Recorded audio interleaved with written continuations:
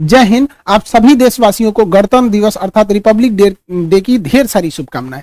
हम ये समझते हैं कि इंडिपेंडेंट डे, संविधान दिवस और रिपब्लिक डे सब में क्या अंतर होता है, इसको थोड़ा बारीकी से समझते हैं। और संविधान को 2 महीने लेट क्यों किया गया, बना के उसे लागू क्यों नहीं किया गया था, 2 महीने बाद क्यों लागू किया गया।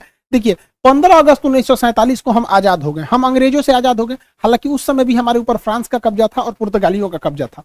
तो वो लोग पुर्तगाली फाइनली 1961 में गए हैं सब, गोवा को आजाद करके। सबसे बाद में गोवा आजाद हुआ है।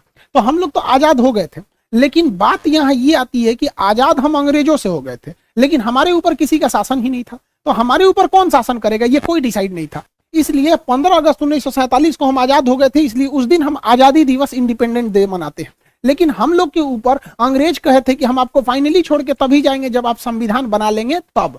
तो हम लोग संविधान 1946 से 1949 के बीच में बनाए, जो फाइनली बन के तैयार हुआ 26 नवंबर 1949 को। इसलिए 26 नवंबर 1949 को हम कहते हैं संविधान दिवस। तो आजाद हो गए, संविधान हो गया यहाँ पे। लेकिन जब तक ये संविधान लागू नहीं हो जाता, हम कैसे कहेंगे हमारे ऊपर किसका शासन चल रहा है। रियलिटी में देखिएगा हमारे ऊपर किसका शासन है, संविधान का।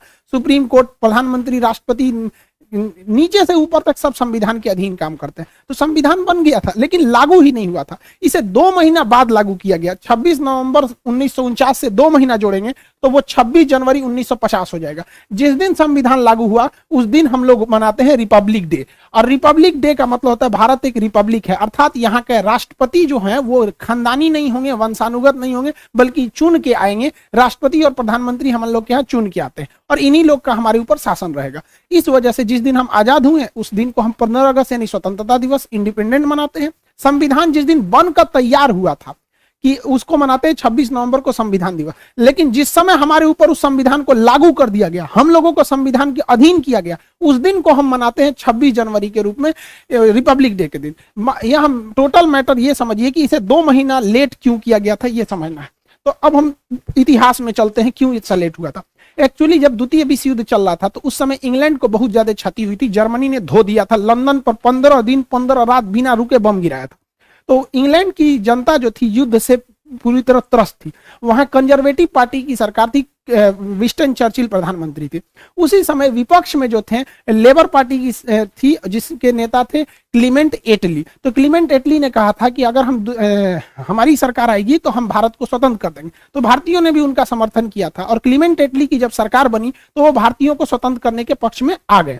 उन्होंने अपने 3 कैबिनेट मंत्री, आप देखते होंगे भारत में भी कैबिनेट मंत्री होते हैं, जैसे रक्षा क्षेत्र के कैबिनेट मंत्री राजनाथ सिंह है, विदेश मंत्रालय के कैबिनेट मंत्री एस जयशंकर साहब हैं। तो अलग अलग कैबिनेट मंत्री होते हैं। तो उन्होंने अपने 3 कैबिनेट मंत्रियों को भारत भेजा, जिसको 1946 में वो भारत आए थे, जिस वजह से इसे कहा गया कैबिनेट मिशन। अब ये कैबिनेट मिशन जो था इसमें 3 सदस्य थे। एक का नाम था क्रिप्स, अलेक्जेंडर और लॉरेंस। ये ट्रिक याद रखिएगा, एग्जाम में पूछता है। क्रिप्स, अलेक्जेंडर और लॉरेंस, ये 3 सदस्य थे। इसका लीडर कौन था, तो इसका भी ट्रिक है। एल से होता है लीडर, एल से हो जाएगा पैंथिक, लॉरेंस। तो लॉरेंस ही इसका लीडर था। एग्जाम प्रोस्पेक्टिव से इसे याद रखिएगा, डेट और किसमें कितने सदस्य थे।